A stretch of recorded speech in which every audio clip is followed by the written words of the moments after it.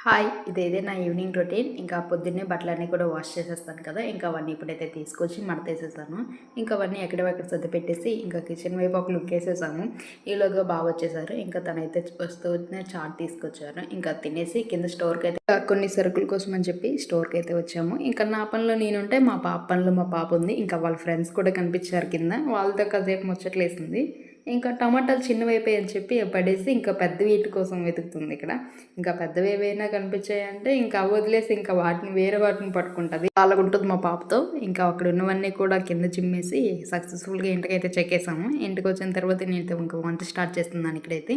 ఈరోజు డిన్నర్‌లోకి అయితే టమాటో పులావ్ చేస్తున్నాను. ఫస్ట్ అయితే కొంచెం ఆయిల్ యాడ్ చేసుకొని అందులోనే హోల్ గరం మసాలా వేసి ఒక ఆనియన్, 2 పచ్చిమిర్చి కూడా ఫ్రై అయ్యేలోగా ఇక్కడ పక్కన కొంచెం టమాటా పేస్ట్ అందులోనే వెల్లుల్లిపాయ పేస్ట్ కూడా యాడ్ చేసుకుంటూ బాగా ఫ్రై అయిన తర్వాత ముందుగా సోక్ చేసి పెట్టుకున్న సోయా చంక్స్ కూడా వేసుకొని అవి కూడా వేసేసి అందులోనే కొంచెం పెరుగు కూడా యాడ్ చేసి అది కూడా బాగా ఆయిల్ అంతా పైకి తేలేంత వరకు ఫ్రై చేసుకోవాలి. అందులోనే ఉప్పు, పసుపు, కారం, ధనియాల పౌడర్, జీరా పౌడర్ కూడా వేసుకొని అందులోనే కొంచెం కొత్తిమీర కూడా యాడ్ చేసుకుంటూ బాగా ఫ్రై అయిన తర్వాత ఒక గ్లాస్ బియ్యానికి 2 గ్లాసులు వాటర్ చొప్పున ఇక్కడ వాటర్ యాడ్ చేసుకుంటూ వాటర్ అంతా కూడా రోల్ బాయిల్ అయినేటప్పుడే ఉప్పు చెక్ చేసుకుంటూ ఇంకా రైస్ కూడా యాడ్ చేసుకోవాలి. ఇంకా ఇక్కడైతే నేను 3 విజిల్స్ అయితే పెట్టాను. విజిల్ అయిపోయిన తర్వాత ఎట్టి పరిస్థితుల్లో కూడా మీరు విజిల్ అంతా ఆవిరంతా పోయిన తర్వాతే తీయండి. అప్పుడే రైస్ అంతా బాగుంటుంది.